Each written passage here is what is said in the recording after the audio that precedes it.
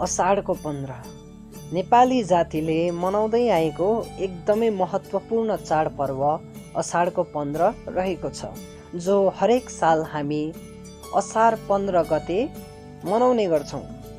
असार महिना लागेपछि बिस्तारै झरीको बर्सात हुन थाल्दछ। त्यसैले यो समय धान रोप्नका लागि उचित ठानेर हरेक क्षेत्रमा धान रोप्ने चलन गरिन्छ। नेपाल कृषि प्रधान देश भएकाले आजको दिनमा हरेक क्षेत्रमा धान रोप्ने गरिन्छ। त्यसैले यो पर्वलाई हामी राष्ट्रिय धान दिवस भनेर पनि मान्ने गर्छौँ।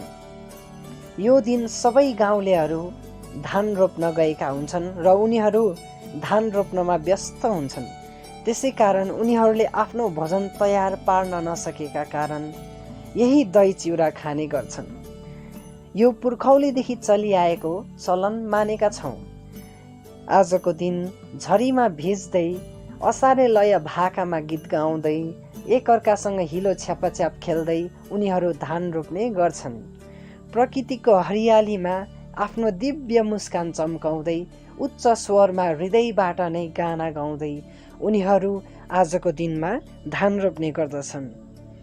यो झरीले दाउराहरू पनि खोज्न नदिएका कारण आज दही चिउरा खाने चलन गरिन्छ। दही गाईको दुधबाट बनिएको अमूल्य चिज हो भन्दै उनीहरू चिउरासँग मिठो गर्दै खाने गर्छन्।